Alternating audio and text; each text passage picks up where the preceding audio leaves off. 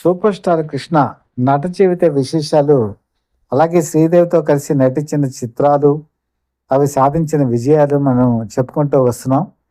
ఈ విషయంలోనే చెప్పుకోదగినటువంటి మరొక చిత్రం ఏంటంటే 'కంచుకాగడ'. 'కంచుకాగడ' 1984 సంవత్సరంలో రిలీజ్ అయింది. రిలీజ్ అయ్యి అద్భుతమైనటువంటి విజయం సాధించింది. అయితే దీని మీద ఒక డిబేట్ టాక్ ఉంది. కొంతమంది ఇది విజయం సాధించలేదని అంటారు.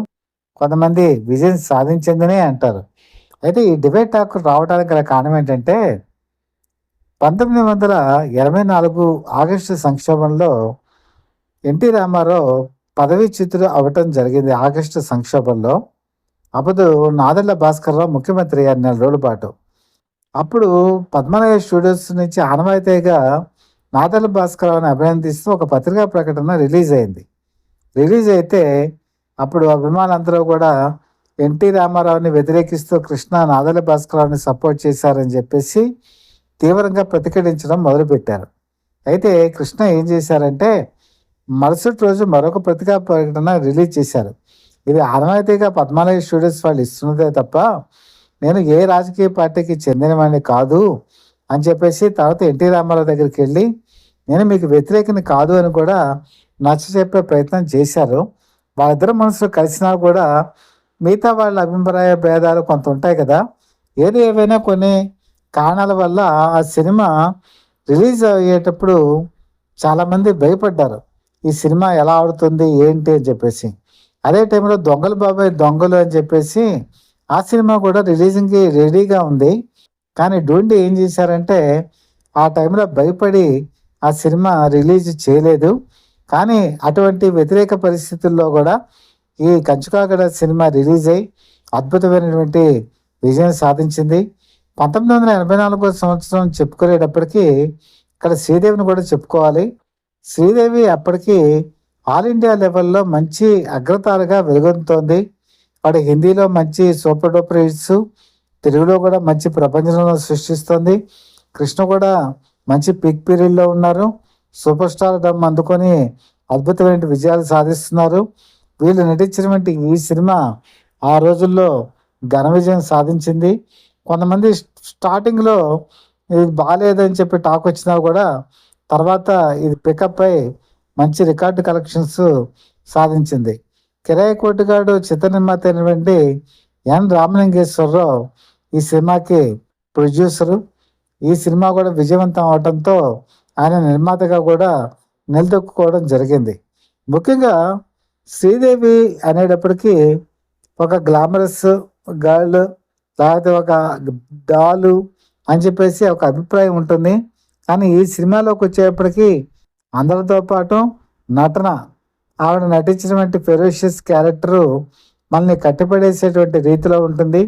కృష్ణ ఏ స్థాయిలో అయితే ఒక విప్లవ యోధుడిగా నటిస్తాడో శ్రీదేవి కూడా అదే తరహాలో నటించి అందరి మనల్ని పొందడం కూడా ఈ సినిమాలో ఒక ప్రత్యేకతగా చెప్పుకోవచ్చు. ఇందులో ఒక మోడర్న్ డ్రెస్ అంటే బహుశా మీరు చెప్పుకోదగాలంటే స్విమ్ డ్రెస్ అని అనుకోవచ్చు. ఇది ఆ రోజుల్లో కటౌట్ పెద్దది పెట్టి మరి చాలా చోట్ల పెట్టినప్పుడు చాలామంది రోడ్డు సెన్స్ కూడా లేకుండా అది చూస్తూ యాక్సిడెంట్కి గురైనటువంటి సందర్భాలు కూడా ఉండటం కూడా ఆ రోజు ప్రత్యేకంగా చెప్పుకోవాలి. కొన్ని చోట్ల ఈ కటౌట్లని నిషేధించడం కూడా జరిగింది. ఆ విధంగా శ్రీదేవి అప్పటికి గ్లామరస్ పందాన్ని దాటి ఆవిడ యాక్షన్ పందాలో కూడా వచ్చేసింది. అప్పటికి ఆవిడ హిందీలో కూడా యాక్షన్ సినిమాలు చేయడం మొదలుపెట్టింది. మరొకసారి చెప్పుకోవాలంటే కంచుకాగడలో కూడా యాక్షన్ పందాన్ని ఆవిడ అనుసరించి క్లైమాక్స్లో ఆవిడ చూపించేటువంటి నటన చాలా అద్భుతంగా ఉంటుంది. Super star Krishna dialogue delivery, ఆయన చెప్పేటువంటి డైలాగులు మన అందరికీ తెలిసిందే. సినిమా క్లైమాక్స్లో అది ఆయుపట్టుగా కూడా ఉంటుంది. ఇలాగా 1984లో కూడా వీళ్ళు అద్భుతమైన కాంబినేషన్లో మంచి విజయం సాధించారు. అలాగే తర్వాత కాలంలో కూడా అంటే దాదాపుగా 88 వరకు కూడా సూపర్ స్టార్ కృష్ణ, విజయ నిర్మల వీళ్ళిద్దరూ కూడా తీసినటువంటి సినిమాలు, అందులో శ్రీదేవి లేకపోయినా కూడా మిగతా నిర్మాతలు ఎవరైతే తీశారో అందులో శ్రీదేవి ఉన్నారు. అందులో 'ఖైదీ రుద్రయ్య' అని చెప్పి ఒక సినిమా ఉంది. ఆ 'ఖైదీ రుద్రయ్య' సినిమా కూడా ఆ రోజుల్లో అద్భుతమైనటి విజయం సాధించింది. ముఖ్యంగా అప్పటికి శ్రీదేవికి హిందీలో మార్కెట్ ఉండటం వల్ల ఈ సినిమాలన్నీ కూడా హిందీలో డబ్ చేసేవాళ్ళు. డబ్ చేసి చాలా చోట్ల వీటిని ప్రదర్శితం చేస్తుండడం వల్ల రెవెన్యూ కూడా బాగా వచ్చేది. అందుకని సూపర్ స్టార్ కృష్ణ ముంబైలో కూడా చాలామందికి చిరపరిచితం అవటం కూడా జరిగింది. ఈ విధంగా వీళ్ళిద్దరూ కాంబినేషను 1988 వరకు కూడా అప్రతిహతంగా సాగింది. కాబట్టి వీళ్ళ జోడీ ఎప్పటికీ కూడా ఒక కన్నుల పండగ అని చెప్పి చెప్పుకోవచ్చు. కాకపోతే ఏంటంటే వీళ్ళు 88 తర్వాత సినిమాలు చేయకపోవటం ఓ విధంగా అభిమానుల్ని కొంత నిరుత్సాహపరిచిందనే చెప్పుకోవాలి. ఎందుకంటే అప్పటికి ఇంకా సూపర్ స్టార్ కృష్ణ స్పీడ్ తగ్గిపోయింది.